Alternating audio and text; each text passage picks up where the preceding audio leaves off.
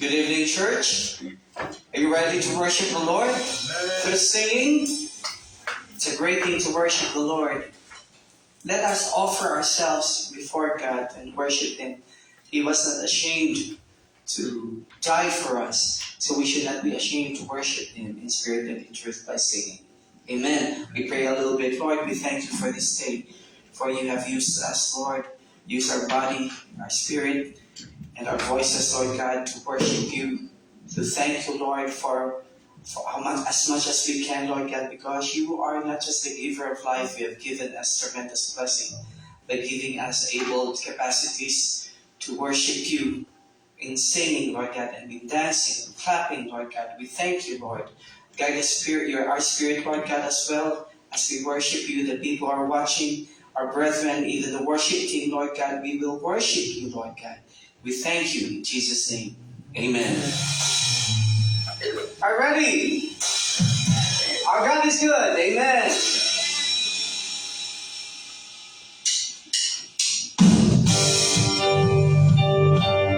Let's give thanks to the Lord.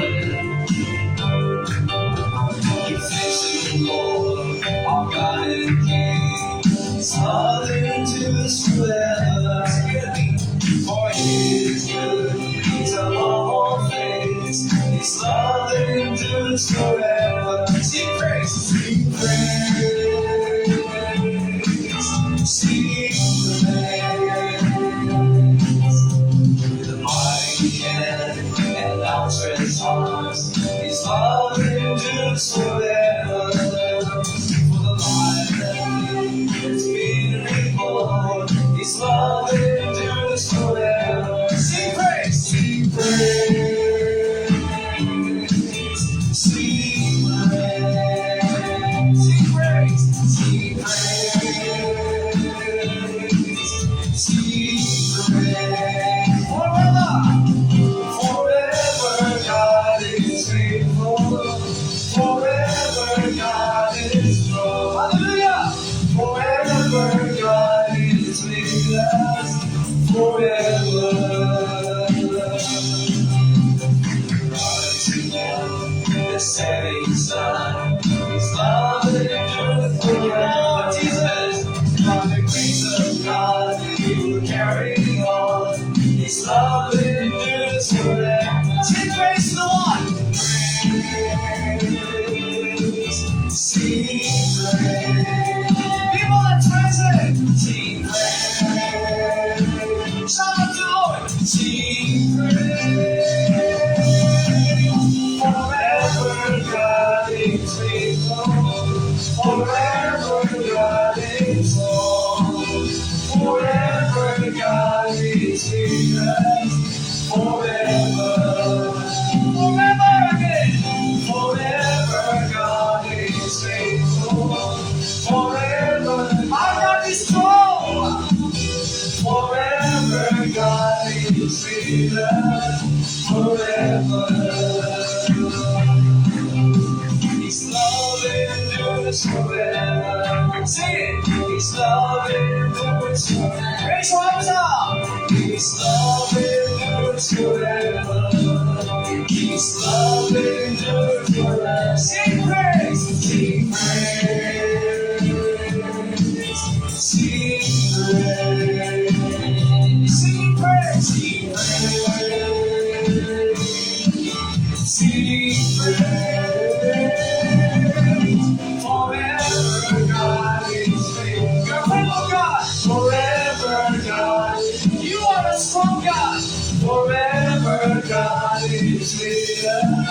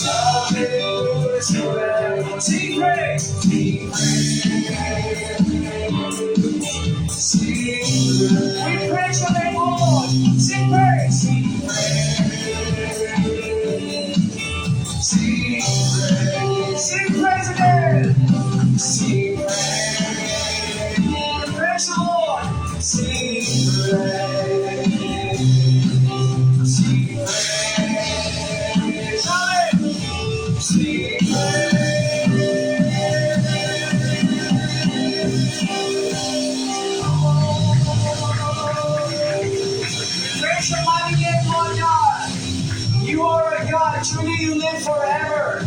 Yet you're living with us, Lord. Amen. Let's celebrate Jesus because He lives with us forever. Come on. Celebrate Jesus, celebrate. Let's celebrate, people. Celebrate. Put your hands up. Celebrate. Sing it with me. Sing it. Celebrate Jesus. Celebrate the Lord. Celebrate Jesus. Celebrate. For He is risen. He is risen. He is risen. And He lives. He lives forevermore. Forevermore. He is risen. He is risen. I want to celebrate. I want to celebrate the resurrection of Let's sing it again. Sing it. Celebrate Jesus. Celebrate. Sing it, come on, with good song. Come on. Celebrate Jesus. Celebrate. I'm on your face to celebrate Jesus. Celebrate Jesus. Celebrate. Thank the Lord. Celebrate Jesus. How do we celebrate? He is risen. Therefore, He is risen. And He lives forevermore. He's risen. He is risen. He is risen. I want to celebrate. I want to celebrate. I want to celebrate. I want to celebrate. I want to celebrate. I want to celebrate. The resurrection of the Lord. The resurrection of the Lord. We celebrate you, Jesus. Because you're alive. Amen, church. We celebrate your goodness, Lord God. We celebrate because you have resurrected. And we celebrate life with you, even to eternity. Amen, church. Let's say your steadfast love. Lord.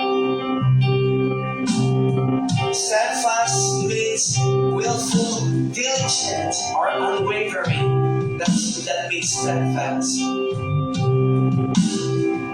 Your steadfast love stands to the heaven.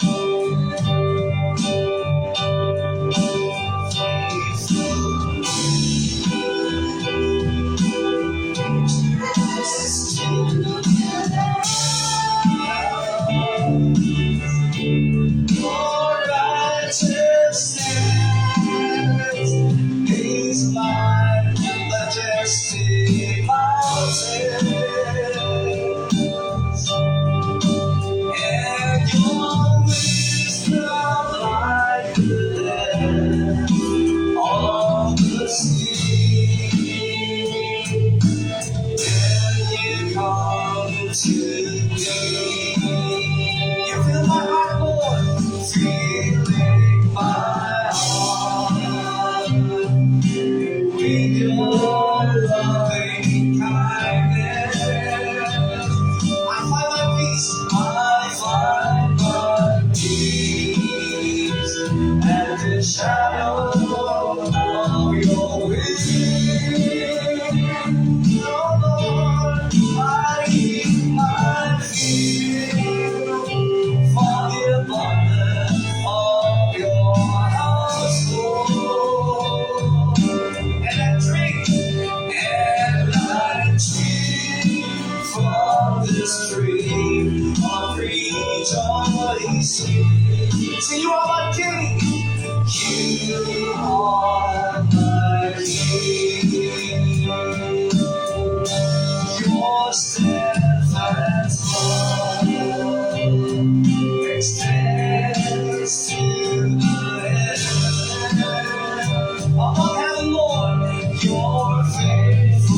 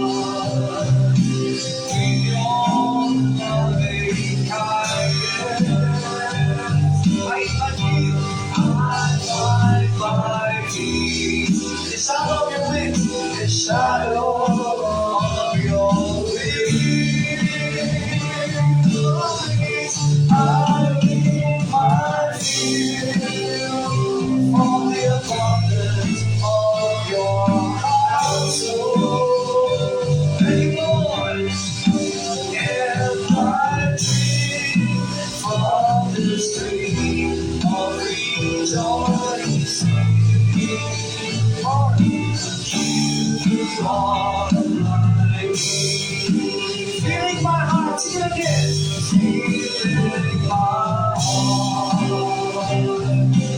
With your loving kindness, I find my peace in the shadow of your wings. I feel my fear for the wonders of your heart. And I sing from within, rejoicing. Sing, praise Him. You are my King. Say, you are my King. You are my King. Sing it again. You are. Say, Jesus, you are my King. Jesus, you are my King. You are my King, Lord Jesus. You are Lord of all creation. We thank you, Lord. We praise you, Father.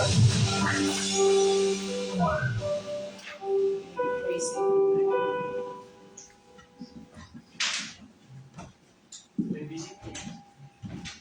You may be seated.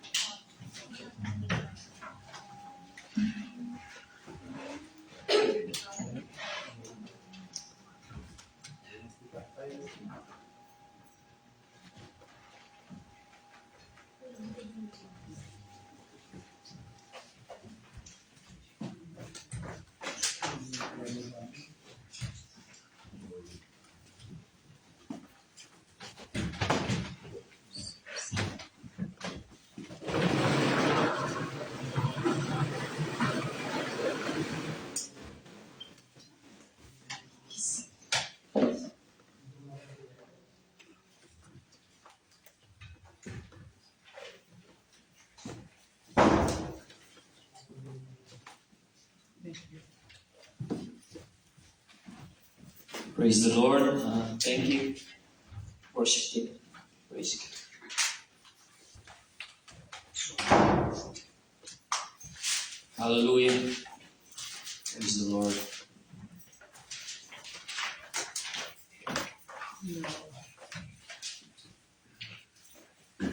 Praise God.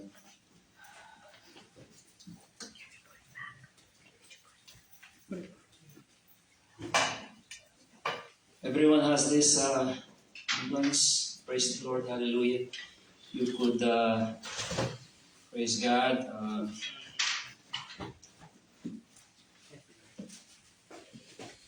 We go into our communion for the exaltation of the Word of God.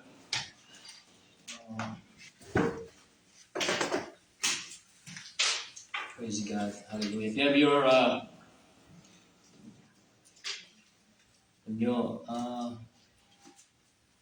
lahat tayo nakakaintindi ng Tagalog, no? Joshua is very good in Tagalog. Yes, praise God. Hallelujah. Kasi sarap po kasing mag-explore ng Word of God sa ating sariling lingwa, hindi ka na nagta-translate. Praise the Lord. And iba pa rin no, yung physical na Bible, no? May hawak tayo. So highly encourage you, if you have don't have a Bible, you personally sell your house and buy a Bible. Amen? Ibenta ko yung ating bahay, bumili tayo ng Bible na yung physical. Maganda pa rin ko yun ang bubukas tayo ng literal na Bible. Wala ko kasing papalit dito. Amen? Praise the Lord. Okay. If you could stand on your feet, please. Let's read the Word. 1 Corinthians 11:23. Praise God. Hallelujah. Sabi rito, for I received from the Lord what I also passed unto you, the Lord Jesus on the night he was betrayed. took bread, and when he had given thanks, he broke it and said, yung pakitaas yung ostya na symbolizing the body of our Lord Jesus Christ. He said, "This is my body which is for you. Do this in remembrance of me." Praise God. Hallelujah. Alam niyo ba na kapag tayo ay nagpa-participate sa Holy Communion, it has a lot of benefits that can do. It's not just our spiritual life, but God promised us that when we, hallelujah, participate with a pure heart, doing the Holy Communion, God can heal also our body. Amen. Isaiah 53 says there, by the stripe of Christ, we are healed. And it is a past tense. Okay? Pinagaling na tayo ni Lord sa lapo ng ating mga karamdaman. So we have to believe that one. Amen. By faith. Amen. Hallelujah. Let's pray, Father. Oh God, hallelujah. Thank you, Jesus. We remember all your sacrifices at the cross. Lord, hallelujah. And because of that, Lord, hallelujah, our body is healed.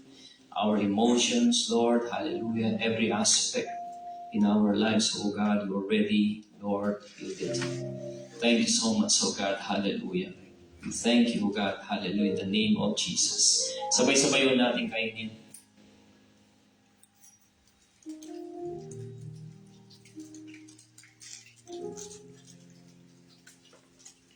Praise the Lord, hallelujah. Let's continue, verse 25. In the same way, after supper, he took the cup, saying, "This cup is the new covenant in my blood. Do this whenever you drink it, in remembrance of me." Verse 26, "For whenever you eat this bread and drink this cup, you proclaim the Lord's death until He comes." Pakitaas, tayo manalangin. Hallelujah, hallelujah. God, we thank you, Lord. Hallelujah. And we, Lord, recognize the truth that without the shedding of the blood, there is no remission of our sin, O God. That's why, Lord, we truly, O God, hallelujah, believe, O God, hallelujah, by the blood of Jesus, O God, we've been washed, we've been, Lord, purchased with a high price, O God, hallelujah, the precious blood of our Lord Jesus Christ. Thank you so much, Lord.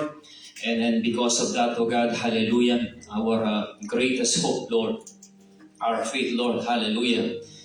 We remember, O God, hallelujah, your death and your resurrection and your second coming in our lives, O God. Thank you. We give you praise, glory, and honor in Jesus' name. Sabay-sabay yun natin inumin. Praise the Lord. Sige, palakpakan natin si Jesus kung kaya natin palakpakan. Pumalakpak natin, praise God. Hallelujah, hallelujah. You may be seated, please. Praise God. Kanina I was listening to our MC, Sister Connie. Ang sabi niya, empty ourselves. It's part of her prayer. Magpalinis ho. No? Tanggalin, sa Tagalog, tanggalin ho, alisin kung ano man dapat alisin sa ating katawan. Spiritually speaking ho, yung mga kasalanan. Amen? Ito ng mga sagabal sa pagsamba sa Diyos upang siya po ay mabigyan ng lubos na karangalan at kapurihan sa ating buhay. Amen? Okay lang po ba na magtagalog? Yes! Hallelujah. Majority. Yes! Sabi sa students, yes! Praise God. No? Ako man din gusto ko talaga Tagalog. Praise God. Kung meron na kayong if you have wala kayong Bible, no? Physical na Bible, no? Sige, yung ano na lang, yung app Bible. Okay, sa Joshua chapter 3 verse 5. Sira pa ba? Hindi pa umanda, no? Ket. Sabi rito sa Joshua verse 3 verse 5, tama ba? Sabi, Joshua told the people, consecrate yourselves, for tomorrow the Lord will do amazing things among you. Tama ba? Ayun. Consecrate yourselves, for tomorrow the Lord will do amazing things among you. So, maximum exhortation po ngayong gabi is consecration to concentration. Nakuha natin? Consecrate to concentrate. Praise God. Hallelujah. Ano ang ibig sabihin ng consecrate yourselves? Kasi dalawang sentences lang ang sinabi ni Joshua rito. Sabi ko rito, English muna, to consecrate means to set yourself apart. To purify, to declare yourself to God. Hallelujah. So sa Tagalog po, iiwalay mo yung sarili mo, magpapalinis ka sa ating Panginoon. Kasi siya lang ang may karapatan na maglinis sa atin. Wala nang ibang qualify kundi ang ating Panginoong Jesus. Amen? Hindi o sa sarili nating gawa, hindi o kay Poncio Pilato o kanino pa man, pag-aw tayo nagpapalinis ng ating kasalanan, according to 1 John 1:9, yung mga believers na, yung mga tumanggap na sa Panginoon bilang Panginoon na sariling tagapagligtas, si Jesus so ang naglilinis sa atin. Amen? Hindi o bago to. In the Old Testament, ganun din. Hallelujah. When we say consecrate, ito ay it involves washing. Okay? Abstaining from certain things at nagpo-focus tayo sa ating Panginoon sa spiritual na bagay. Okay? So, nagpapalinis. Okay? Subukan mong hindi maligo ng isang linggo nung pakiramdam mo. Ikaw ba? Siguro Makati, baka tubuhan ka ng buni dyan, tsaka iba-iba. Amen? Malagkit. Okay? Hindi presko. Okay? Isang araw okay pa eh. Okay? Isang araw na hindi ka maligo, medyo okay pa. But not when we are talking about spiritual, hindi mo pwede yun kasi araw-araw tayo dapat nagpapalinis. Amen ba? Amen. Praise God. Hallelujah. So, ang puso natin, no, yung ating mga puso ay nakapokus sa Diyos. Okay? Binabantayan natin yung ating sarili. Okay? Kung tayo ba ay nagkasala, hallelujah, kailangan natin mag-repent, kailangan nating manalangin at humingi ng tawad sa Panginoon. Amen ba? Minsan yung concentration or consecrate, hallelujah, it's temporarily abstaining from Netflix, telenovela, okay, Facebook, social media, okay, news. Okay? So, iniwalay mo talaga. Even sometimes yung food. Okay?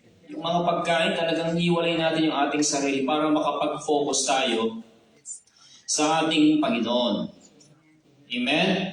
It is like na para mong sinasabi sa sarili mo, get ready. Okay, get ready because God is doing something inwardly in our lives because He is about to move outwardly.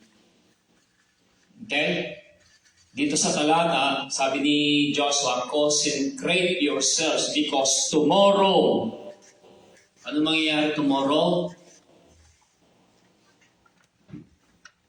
Ano mangyayari bukas, Sabado? May mga trabaho ba kayo, Sabado, bukas? O, tomorrow, mangyayari, pasok kayo. Kung may trabaho. But sabi niya, tomorrow the Lord will do amazing things. Amazing things. Amen? Ano ba ang amazing?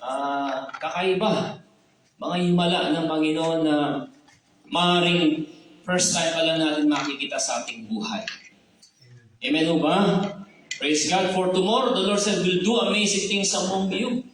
So, si Joshua ay sinasabihin yung mga taga-Israel na maghanda kayo, spiritual, sapagkat ang Diyos ay may gagawing malakasan sa atin. Amen? Magbibigay ng Diyos ang himala, magpapakita siya. sa atin, sa Jordan River. Okay, kasi ang context ng ating binasa is they were in a Jordan River, on the edge of the Jordan River, and they are about to cross the Jordan River for their victory, for the promised land. Okay? Nakuha ba natin yung kwento? Pero bago magsimula ang Diyos na gumawa ng malaking bagay o imala sa atin, hallelujah, kailangan yung ating puso ay matuwid sa Kanya. Amen o ba? Kailangan yung ating sarili ay matuwid sa Kanya. Bakit? Kasi ang kasalanan na siyang pumipigil upang ang kamay ng Diyos ay kumilos sa ating buhay. Nakuha ba natin? Ang claim ko dito ay suportado ng Biblia. Sa Isaiah 59 verse 1, sabi ko dito sa English, "Surely the arm of the Lord is not too short to save you, nor his ear too dull to hear. But your iniquities have separated you from your God." Kita? Diba? Your sins have hidden his face from you so that you will not hear. For your hands are stained with the blood, with your fingers with guilt, your lips have spoken falsely, and your tongue mutters wicked things. Malinaw pa ako sa tubig na talagang kasalanan siyang pumipigil. Parang kamay ng Diyos at ang kanyang pangdinig ay maisara at hindi makakilos sa atin. Amen o ba? Kasalanan ang number 1, ang number 1 para hindi kumilos ang Diyos sa atin. Sa New Testament, 2 Corinthians verse 1, "Therefore, since we have these promises, dear friends, let us purify ourselves from everything that contaminates body and spirit, perfecting holiness out of reverence for God." Hallelujah. Even in the New Testament, Paul is telling us to always purify ourselves. Kaya pagising pa lang sa umaga, baka mamaya kung ano nung napanaginipan nung kagabi. No? Kaya pagising pa lang sa umaga, mag-pray na tayo, Lord. Hallelujah. Patawarin niyo po ako, bakit ako na naginip ako ng ganon? Anong message niyo para sa akin? Amen o ba? Praise God. Hallelujah. Marami tayong sa selected verses. 1 John 3:3, "And everyone who has this hope in Him purifies himself just as Christ is pure." Banalo ang ating sinasambang Diyos eh. No? So God is requiring us to be holy and righteous before His sight. Mag-iingat po tayo ngayon kasi iba na ang mga doctrine ngayon. Pag binanggit ang holiness and righteousness, hallelujah, you're not in. No? Pag ang isang church hindi na binabanggit ang kasalanan, ang isang church ay hindi na binabanggit yung katuwiran at kabanalan ng Diyos, puro pansarili na lang ang tinuturo, puro blessings, yan, mag-iingat po tayo. Kaya kailangan, balansyado tayo. Amen? Hindi ko naman sinasabi na hindi tayo be-blessed ni Lord. Ang desire ni Lord ay mapagpala tayo sa anumang aspeto ng ating buhay. Okay? 1 Peter chapter 1, 15-16, "But just as He who called you is holy, so be holy in all you do." Okay? In all you do. Hindi lang yung banal ka ngayong Biyernes ng gabi. Bukas ng Sabado ng umaga. Ano yung sabi ng kanta? Banal na aso. Santo-santo ka. No? Hindi ko ganun. No? Banal tayo ngayong Biyernes. Sabado, hindi. Pagdating ng Sunday, banal na naman tayo. Pagdating ng Lunes, Martes, hindi naman tayo banal. Amen o ba? Amen. Hallelujah. So, ano bang nangyayari dito sa mga Israelite? Ba't ang sinabihan sila ni Joshua na i-concentrate ang kanilang mga sarili? Probably, in my conclusion, some of them probably fell into sin before they going to cross the Jordan River. Probably that's why Joshua told them, purify yourself because God will do something amazing tomorrow. Kung hindi nila ginawa yung utos na yun, consecrate or purify or devote themselves to God, I don't think they can cross the Jordan River. Amen o ba? Amen. Hallelujah. So, when God wants to perform something big, something miraculous, hallelujah, He required us to be purified. Amen? Ano ba ang inaantay mong imala? Ano ba ang gusto mo sa Panginoon? Probably you have to check yourself, your motive. No? Minsan kasi, hingi tayo ng hingi, hindi naman nakalinya sa gusto ng Diyos. Okay? Tapos magtatampo ka pag hindi binigay ng Diyos sa'yo. Diba? So, i-check natin. Amen? Hallelujah. So, why is consecration important before a breakthrough? Bakit importante na matuwid tayo sa tingin ng Diyos bago tayo magkaroon ng mga himala o breakthrough na sinasabi sa ating buhay? Because preparations reveals expectations. Amen? Kailangan handa kayo. May gagawin ka eh. Right? Hindi lang ipapahubaya mo sa Diyos, may bahagi ka na gagawin. Amen? Hallelujah. Ano yun yung mga nagagawin natin? Marami yun. Amen? Alam na ho natin yun. Kailangan ba natin enumerate pa? Hindi na?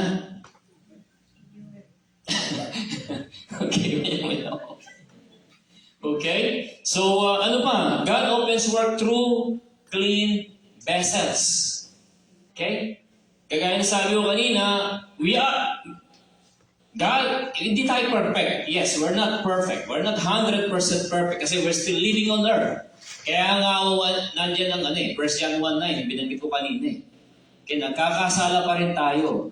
Okay? But after we committed sin, we should ask for forgiveness. Okay? We should ask for forgiveness. Hallelujah. Kasi hindi siya makakilos sa atin. Again and again, palagi kong ine-emphasis, hindi mo makakilos ang Diyos sa atin pag maruming vessel tayo. Kailangan malinis. Okay? Ano pa? It shifts focus from us to Him. Okay? So bago gumawa ang himala ng Diyos, hallelujah, bago makaranas ng breakthrough sa buhay, hallelujah, tanggapin natin sa ating sarili that it is not coming from our own strength. Okay? It's not coming from our wisdom or power, but it is about the Lord. Kahit ikaw ba ang pinakamagaling na abogado, doktor dito sa mundo, hallelujah, praise God. Ikaw ang pinakamayaman dito sa balat ng lupa, ganun lang pwedeng kuhanin sa'yo ng Diyos eh. Diba? Wala ka namang pagmamalaki. Diba? Pero better, if you have, may talino ka, doktor ka, mayaman ka, at yun ay ginagamit mo upang kumalat ang salita ng Panginoon dito sa Bergen County, New Jersey, sa US, sa lahat ng sulok ng mundo. Amen? Naunawaan ba natin? Praise God, hallelujah. So, sa tingin ninyo, ano ba ang consecration o purification ngayong panahon natin, mga Jensen kasi, Jensen ba kayo, Joss? Are you Gen Z? Generation? Opo. Oh. Me too as well. Yeah.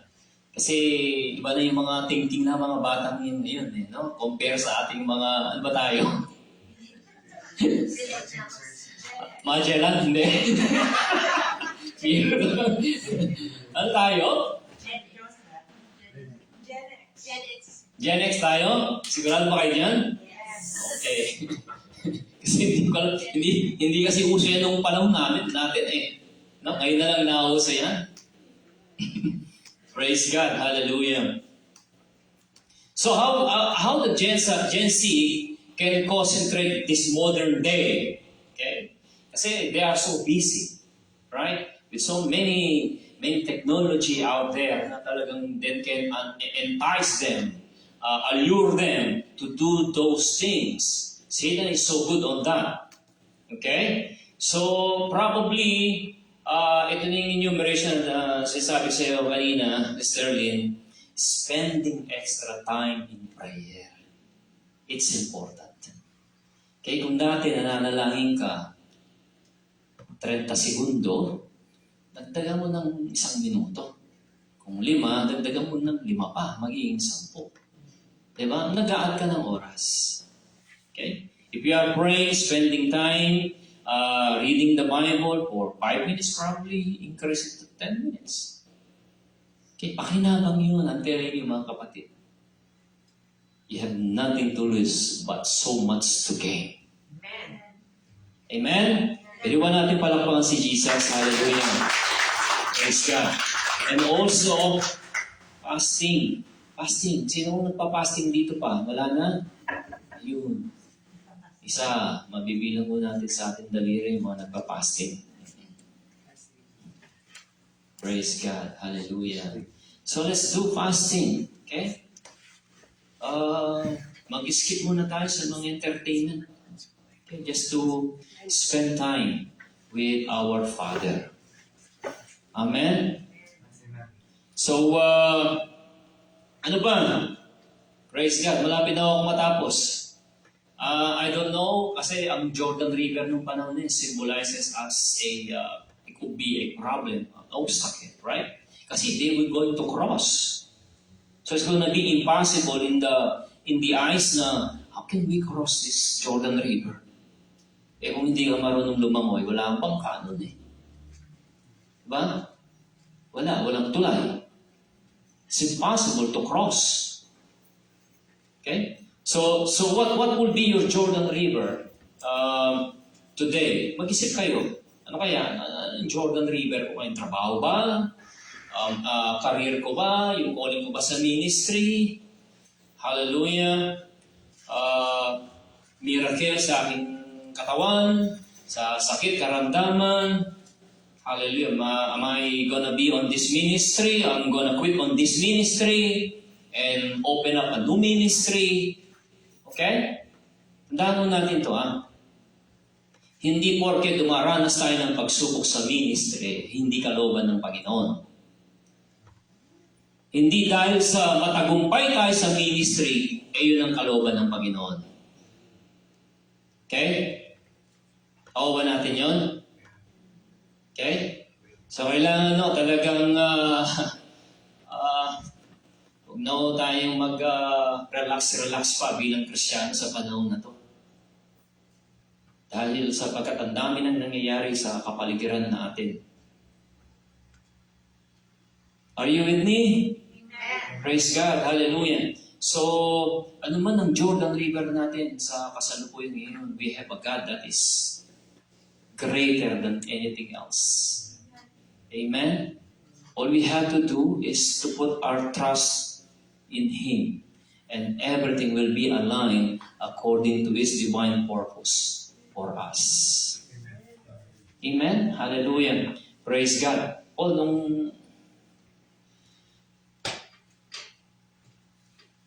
Nung panahon nun ng taghirap,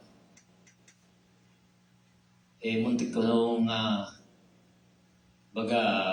sumbay ng Diyos dahil sa kahirapan sa Pilipinas. Nung panahon ko, nung kabataan ako. So, I think I mentioned this story, I don't know. Kasi kami galing talaga sa hirap. Mahirap kaming pamilya. 8 kaming magkakapatid. Tatay ko, karpentero. Nanay ko, housewife lang siya. So, wala talaga. Okay? Nothing. No means. Talagang hirap. Minsan, naranasan na kumakain ng 2 beses sa isang araw lang. Wala talaga. Kamuti pa. kamoting kahoy, kamote, tuyo, ganyan. Sino dito may mga nakaranas ng buhay na huwag niya itaas ang kamay. O sige, nagtataas na ka.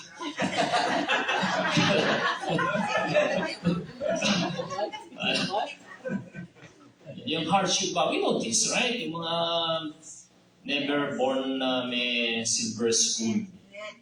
Right? Napakahirap.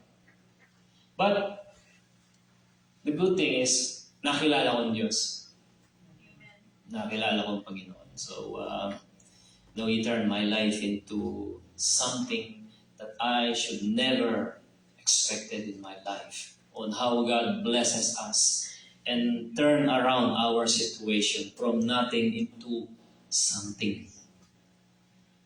Hindi mo nagkulang ng Diyos. Mula nung tanggapin ko siya, hallelujah, mula nung, hindi tuloy-tuloy yung ginhawa. May mga challenges, may mga obstacles. But in spite of all those, I put myself and my trust to God and He direct my path. Sunod-sunod do yung mga blessings na binibigay ni Lord. Amen? Amen. Kasi minsan tinitingnan ni Lord kung ano yung puso mo eh.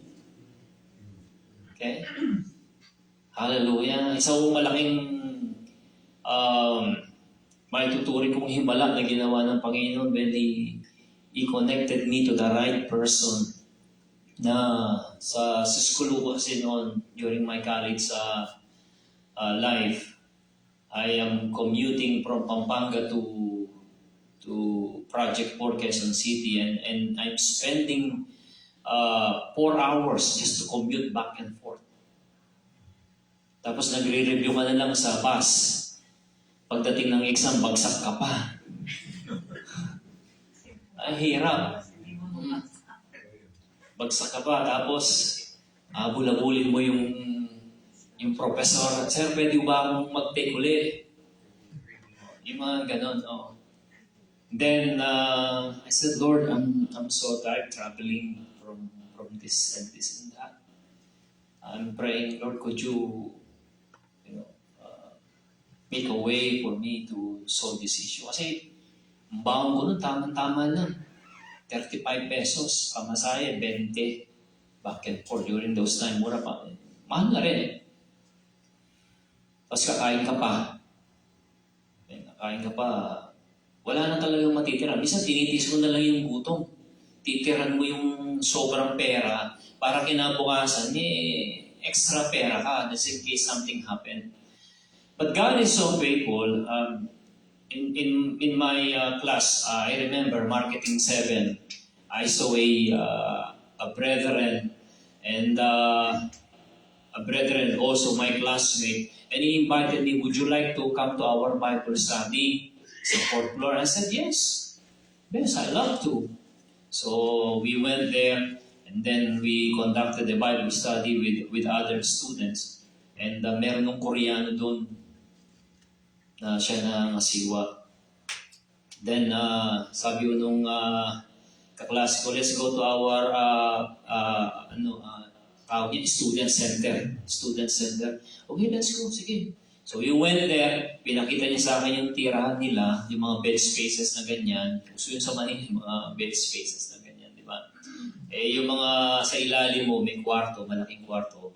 Tapos in 2nd floor, kainan, tsaka meron ng mga study table doon, at yung sa taas, yung mga kababaihan. Sabi ko, Lord, ito na ba? Sabi ko, ito ba yung bibigay mo sa akin?